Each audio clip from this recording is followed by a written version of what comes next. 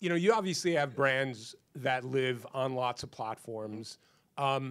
You know, and one of the things I think as we go through this day, one of the things we ought to be thinking about is the consumer.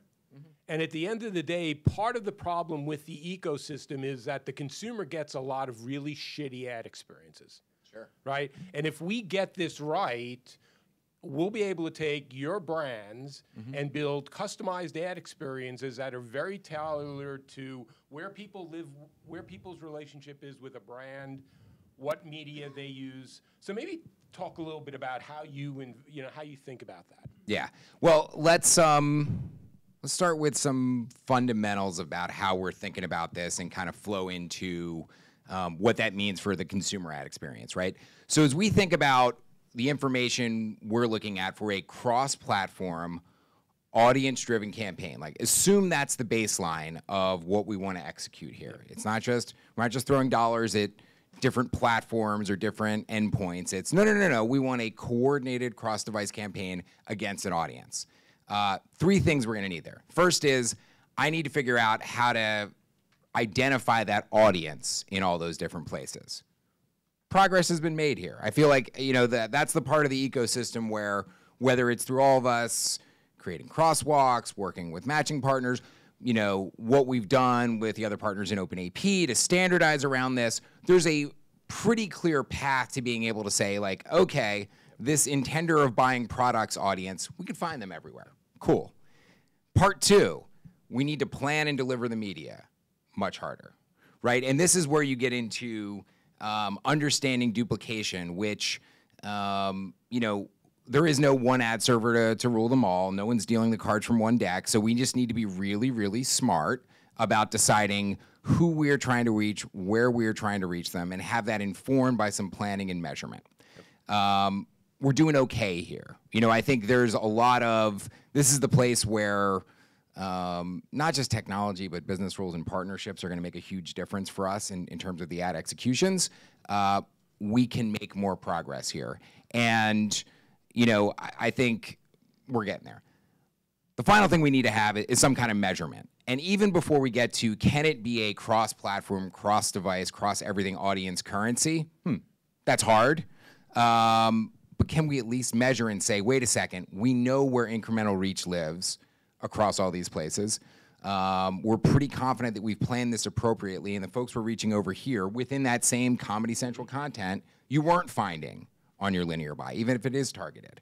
We're doing okay there, but that's, again, a place where there's a lot of partners we need to get involved with. And, you know, again, the difference between measurement and currency, big gap there. So do you think about it, though, as part of measurement is within a campaign, you know, we all talk about the purchase funnel, and at some point in time, you want to have the right signals so that if I know that you're about to walk into a dealership, I could be giving you different ads than I'm giving Dan if I know he's just starting that car investigation process. Yeah, and even more so when someone has visited the dealership, you know, or let's keep it simpler. Someone has visited the website, right? We are showing ads on linear television and determining that someone has visited a website. Do I want to keep pushing them more impressions? What does that involve on our end? There is the distance between technical feasibility of, if we're getting weekly reporting on website conversions, we know who the audience is, could we update the audience profile in time to plan the next cycle of optimization in the linear plan? It's like, oh yeah, we're checking the boxes, we could do all those things. There's still some business hurdles to it, right? So it's like all these things like, what does that cost? What is the value of that audience if the composition and size of that audience might be changing?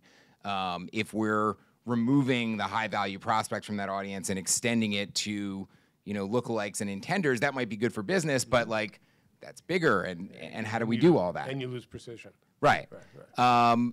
So we're getting there.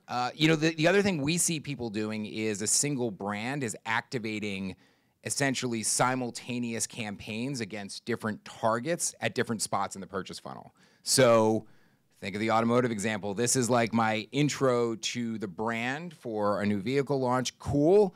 But at the same time, we're running sales event. right? There's sales event media. Sales event media is going to get measured. I mean, very practically speaking, the measurement study that you mentioned, some sort of mobile geolocation exposure to visit, yeah, it makes sense. Whereas the upper funnel stuff, that's going to be a brand lift study. And those two ideas can exist simultaneously, but it takes a lot from the other side of the table to kind of get there. So what do you worry about? I mean, if you sort of think about it, it's, I think it's becoming clearer the value if we get this right. What worries you along the path to nirvana? Yeah, so I think the phrase that keeps popping for me is, I think it's a William Gibson quote, which is, the future is already here, it is just unevenly distributed.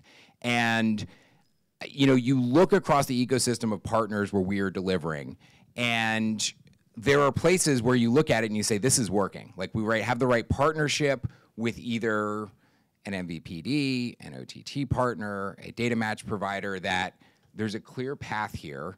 But in a universe of, increasingly competitive walled gardens who sit in this room and outside this room, I think about the long-term viability of what we're all doing and understanding that we're going to have to partner and meet in the middle on some of these things. And I hope the will is there to do it, because the folks who are essentially single source and have a pretty comprehensive view of a lot of moments in a consumer's life, they don't need a partner quite as much, and we do. Is there, if you think about it from, last question, if you think about it from either an advertiser or an agency perspective, what is missing from either of those that would make, give you the better ability to actually deliver on the promise that this offers? Oh, sure. Well, look, I start with, certainly as we sit here as Viacom, I start with the premium context of the content, how it's being consumed, where it's being consumed. The percentage, the increasingly high percentage, north of 80% of our content that's consumed in a living room experience, even if it's digital, right? Alongside of what's getting consumed in linear and MVPD environments. This all speaks to, this is a quality brand environment where your brand wants to live. So that story is so strong. And sometimes you like to think about it in terms of we should be measuring views in terms of square inches. That doesn't it matter to see it bigger? And so that's a cool idea. When we look at all that, I think that's a huge structural advantage that we're sitting on. The question is, all of the different places where it lives, they're not connected yet. Yeah. And we're doing, to the comments in the earlier discussion around like whose responsibility is this, we feel like as a programmer, putting together, okay, make sure the target lives everywhere it needs to live, come up with a plan for how it's going to deliver, tell us how we're going to measure it and what we're going to get on the back end. We are doing that heavy lifting, and honestly, we're out there trying to tell agencies that like that's part of the value we're bringing is we need to make this look easier for you, because we know you've tried to do this yourselves and it's not easy.